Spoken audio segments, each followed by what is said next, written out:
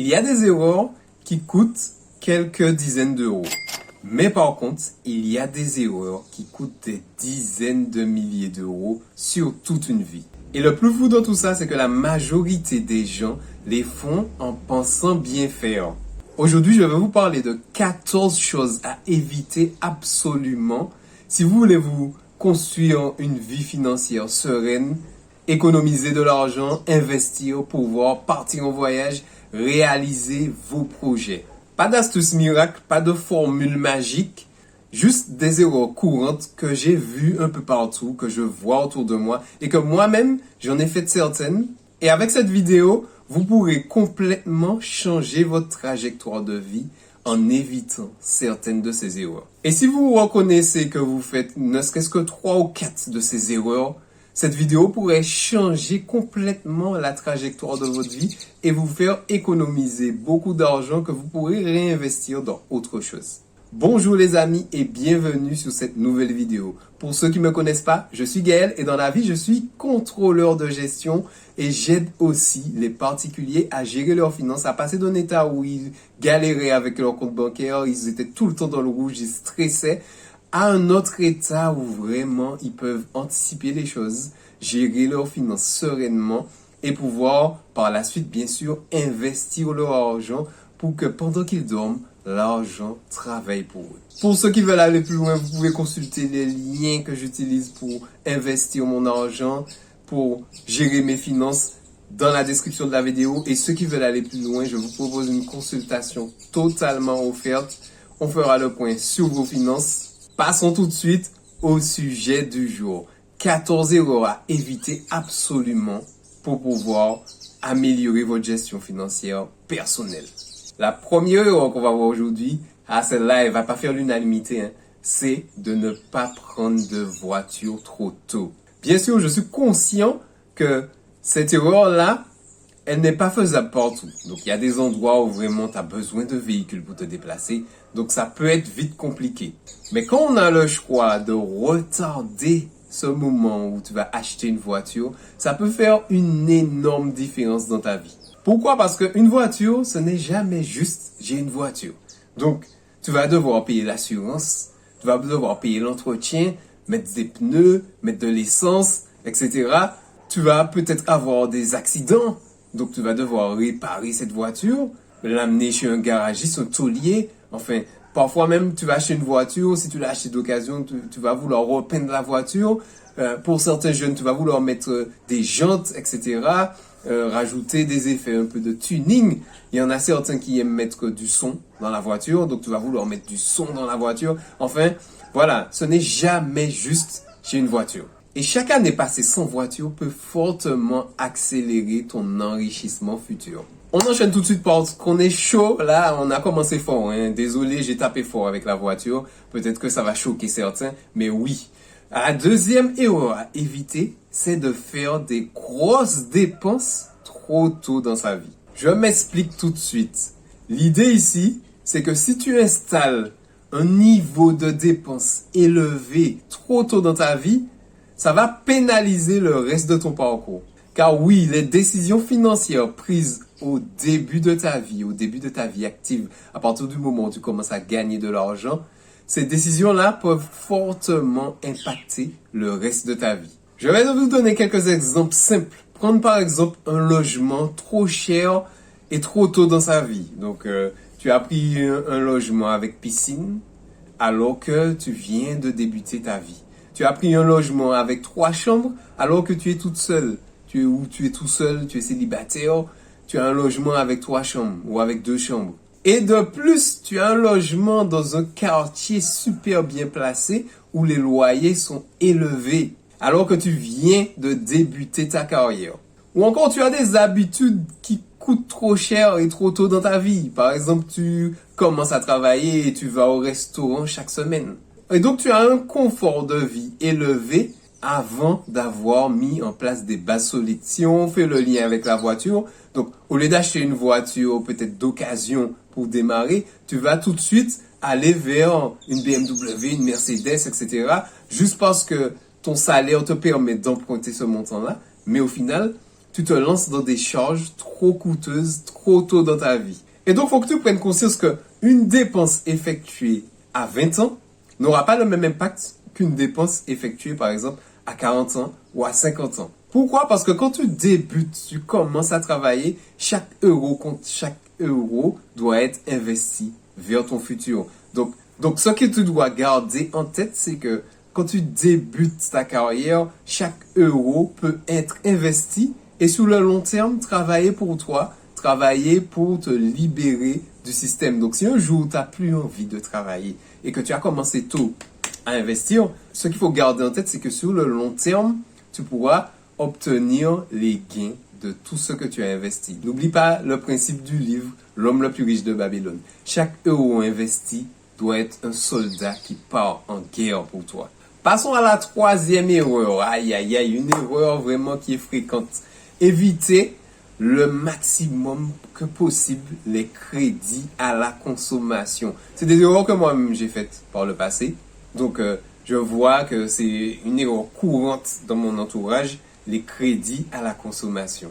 Pas parce qu'un crédit c'est mal, hein, j'ai pas dit qu'un crédit c'est mal, mais parce qu'un crédit peut déformer totalement ta relation à l'argent, ta perception de l'argent. Quand on paye en mensualité et tout, donc on paye mensuellement et tout, un crédit à la consommation, on se dit que c'est juste un petit montant qui sort sur le compte chaque mois. Alors qu'en réalité, si tu devais payer la majorité, toute la somme avec de l'argent en cash, sortir l'argent directement pour payer la chose, tu te serais même pas permis d'acheter cette chose-là. Donc en fait, le rapport, l'utilisation fréquente du crédit à la consommation déforme notre vision, notre rapport à l'argent. Donc, le crédit ne rend pas un objet accessible, donc se dire oui, je peux me le permettre. Il rend cet objet simplement moins douloureux à accepter. Donc, la douleur de payer le gros montant est effacée grâce au crédit à la consommation. Bien sûr, quand tu es en début de parcours et que tu es pressé, tout dépend des cas de figure. Parfois, c'est pas évitable et tout. Donc, il y en a parfois qui font des crédits à la consommation pour pouvoir payer leurs études. Il y a dans des cas extrêmes où vraiment, bon, allez. Mais tant qu'on peut éviter, vaut mieux l'éviter, puisqu'au final, ça déforme notre rapport à l'argent. Et n'oubliez pas une chose, chaque crédit que vous évitez, c'est une liberté que vous gagnez pour vos projets futurs. Quatrième erreur à éviter, j'ai voulu placer ça en quatrième erreur, parce que vraiment, c'est un sujet tabou. Avoir honte de gérer ses finances personnelles, d'avoir un budget. Avoir honte de dire que j'ai un budget, moi je respecte mon budget. Avoir honte auprès de son entourage, de ses amis, de gérer son argent. Beaucoup de gens dépensent pour ne pas être jugés, par les autres. Ils acceptent de payer parfois plus qu'ils ne pourraient. Ils achètent parfois des choses qu'ils n'ont pas vraiment envie d'acheter. Ils sont parfois dans un groupe d'amis et ils suivent parce que c'est trop dur. Je ne pourrais pas dire que non, j'ai pas le budget pour ça. J'ai honte de devoir dire ça, donc j'applique, je suis le groupe. Et donc une prise de conscience aujourd'hui, c'est que faire attention à son budget, ce n'est pas un défaut, mais véritablement une compétence à acquérir, une compétence à développer. Et surtout, gardez en mémoire que les personnes qui vous jugent ne seront pas les personnes qui vont payer les factures à votre place. Voilà, ça c'est dit. Les personnes qui vous jugent ne vont jamais payer les factures à votre place. Quand vous êtes dans la merde et que vous devrez payer vos factures, il n'y aura personne qui va vous dire « Voilà, tiens, je paye ta facture à ta place. » On enchaîne tout de suite avec la cinquième erreur. Celle-ci, elle est aussi fréquente. Pensez que louer un logement, c'est forcément jeter de l'argent par la fenêtre.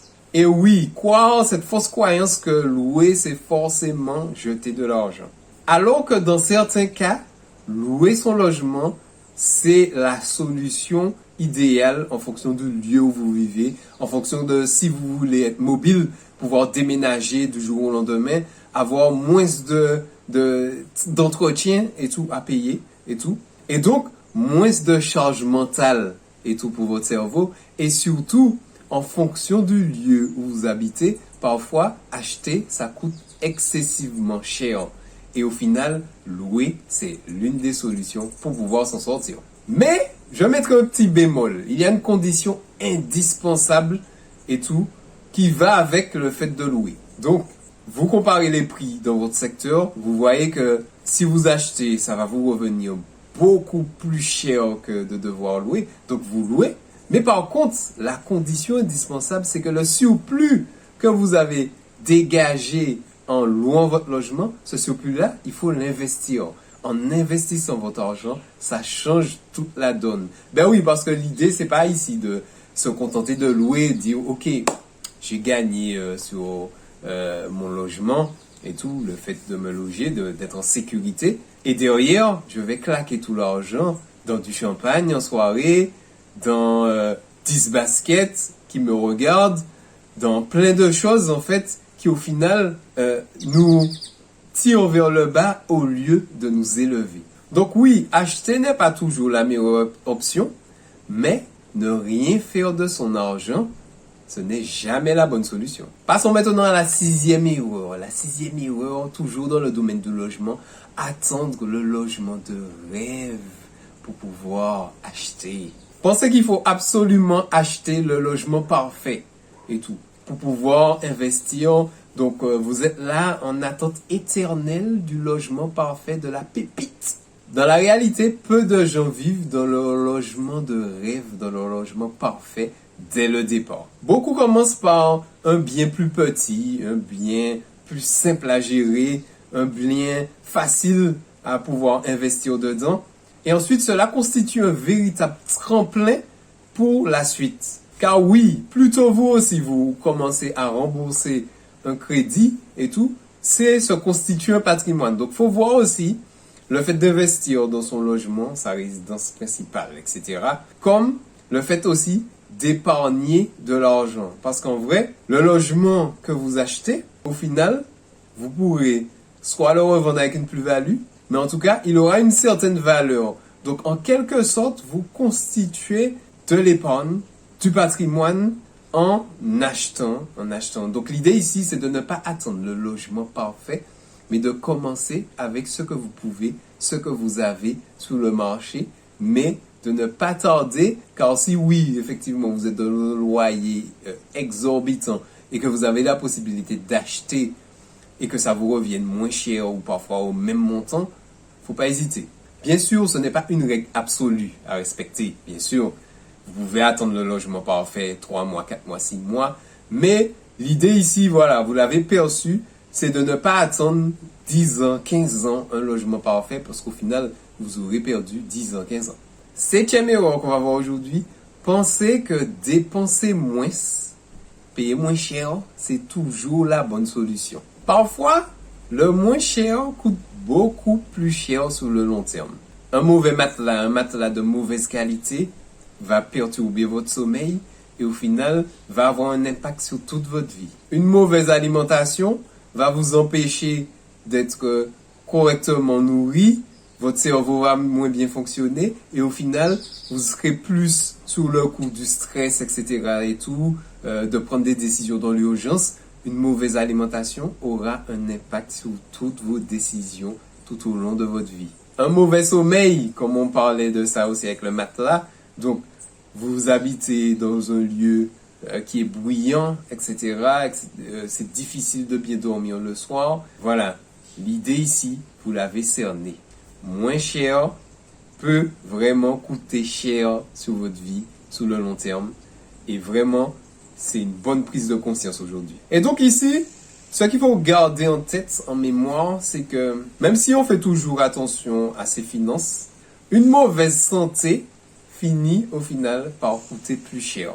Donc l'idée ici, c'est qu'il y a des bases à respecter, il y a des investissements à faire, parce que sur le long terme, ça aura un effet bénéfique sur votre vie. Il ne s'agit pas ici de dépenser sans réfléchir, mais de comprendre où il faut investir pour sa vie.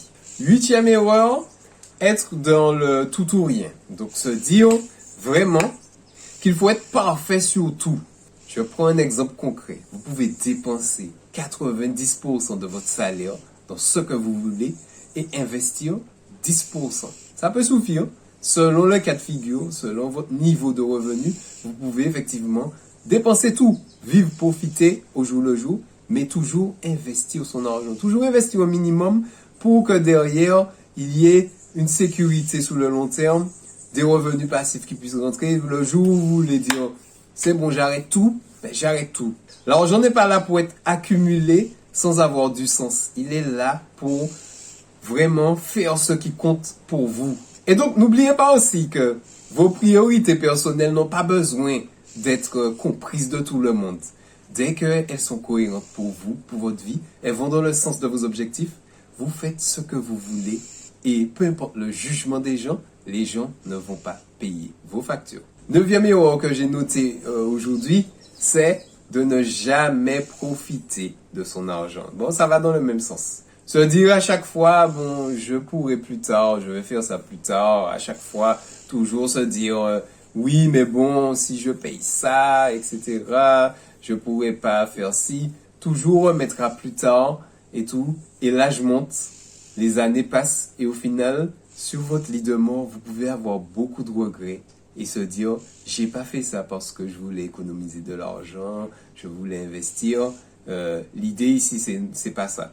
L'idée, c'est vraiment d'affecter vos revenus vers vos objectifs. Donc, vous avez perçu l'idée. Si vous vous privez trop, que vous profitez pas de la vie, sur le long terme, ce n'est pas tenable. Donc, il faut ces moments de décompression, il faut ces moments de relâchement. Parfois, c'est pas forcément financier. Parfois, ça peut être financier. Et donc, l'idée là, c'est de vraiment s'accorder de temps en temps ces moments de décompression. Passons maintenant à la 10e erreur. Acheter parce que c'est en promotion. Une promotion sur quelque chose que vous n'avez pas besoin, c'est une dépense inutile.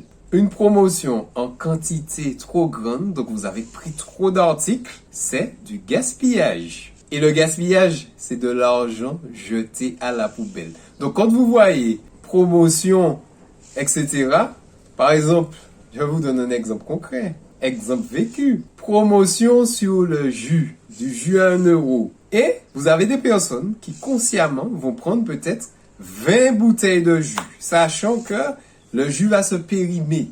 Et tout. Il y a une date de péremption sur le jus. Jus, déjà, pas forcément bon pour la santé. Derrière, il y a une date de péremption. Donc, tu prends en grosse quantité. Et au final, le jus se périme. Et tu arrives même pas à boire tout le jus, puisque au final, quand la date de péremption est arrivée, tu as une sorte de crainte de pouvoir continuer à boire le jus. Donc au final, tu vas jeter tout ce jus à la poubelle. Mais ça, c'est vraiment une expérience que j'ai vécue et tout. Voir des gens, parce qu'il y a une promo de jus à 1 euro, en prendre une vingtaine. 11e erreur que j'ai noté, se concentrer uniquement sur les petites dépenses. Oui, c'est vrai que les petits montants, mis bout à bout, cumulés sur le long terme, deviennent des grosses dépenses.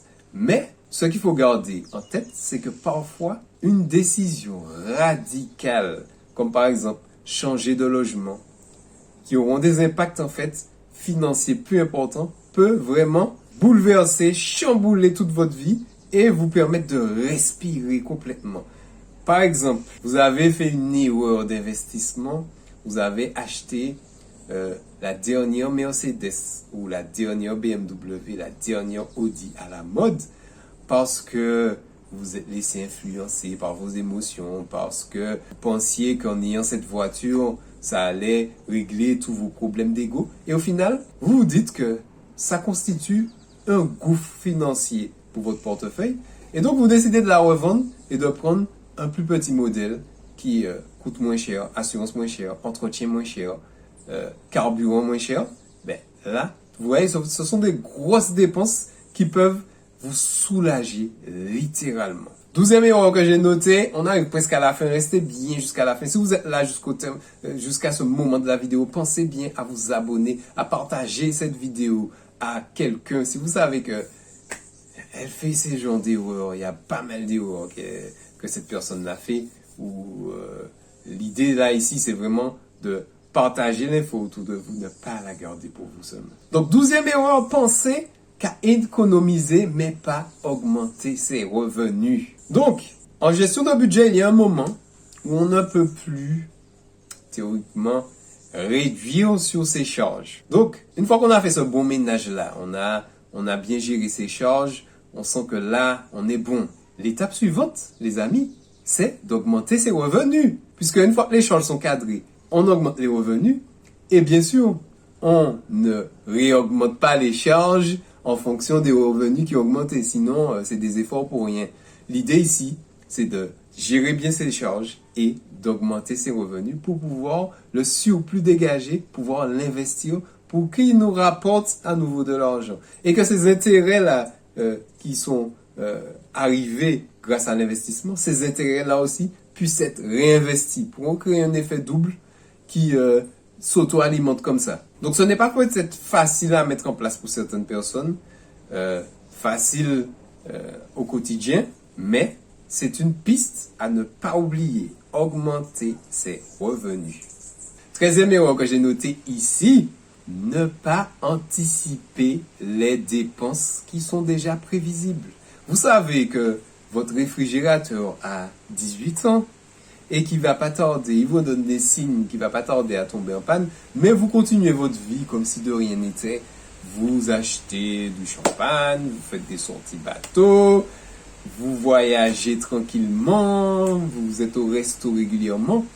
Et au final, quand votre réfrigérateur tombe en panne, vous n'avez pas l'argent, vous êtes à découvert, ou encore, vous avez juste l'argent du réfrigérateur là et vous repartez à zéro. L'idée ici, c'est de pouvoir anticiper toutes ces choses dans notre quotidien qui sont où on peut vraiment les mettre sur une liste. Savoir que, ok, je vois au quotidien que là, ma machine à laver, ça fait déjà 6 ans que je l'ai. Elle commence à me donner parfois des erreurs, des codes défauts, des petits bugs. Je sais qu'elle va peut-être pas tarder à me lâcher. L'idée là, c'est d'anticiper, donc de mettre de côté l'argent de son remplacement et de pouvoir le dépenser pour ne pas partir à zéro à chaque fois ou se retrouver dans le rouge. 4e et dernière erreur que j'ai notée, celle-là aussi elle est super importante. Ne pas confondre avoir les moyens et bonne idée. Je m'explique. Ce n'est pas parce que vous pouvez payer quelque chose, que vous devez le faire. Exemple concret, qui est un exemple typique de la vie. Je vais revenir à l'histoire de la voiture, mais parce que c'est un exemple simple à prendre. C'est pas parce que vous avez la possibilité, la capacité de vous payer une Mercedes, une BMW, une Ferrari, que vous devez systématiquement vous le permettre. Ce qu'il faut prendre conscience, c'est que plus vos revenus augmentent, plus vos choix que vous effectuez comptent. L'idée, c'est de ne pas de tomber dans l'inflation du style de vie. Vous savez, l'inflation du style de vie, c'est plus mes revenus augmentent, plus mes charges aussi vont augmenter. L'idée, c'est vraiment ça. C'est d'augmenter ses revenus et aussi de bloquer ses charges. Donc, votre argent, il doit servir vos objectifs profonds, vos valeurs de vie. Pas votre ego ou encore impressionner les autres ou encore répondre à une norme sociale. Et je vais conclure sur ça. Je vous ai présenté aujourd'hui 14 erreurs à éviter si vous souhaitez économiser de l'argent, investir votre argent, agir pour votre liberté, pour vous libérer du système. Vous n'avez pas besoin d'être parfait, vous avez besoin d'être juste cohérent avec vos priorités. Dites-moi en commentaire, je suis curieux de vous lire. Dites-moi les erreurs que vous avez déjà réussi à éviter ou la prise de conscience que vous avez eue grâce à cette vidéo. Et surtout, n'oubliez pas que, quoi qu'il arrive, quoi que vous fassiez, peu importe les décisions que vous preniez, l'effet cumulé jouera avec vous ou contre vous. C'était Gaël, on se voit dans une prochaine vidéo. Bon dimanche et bonne semaine.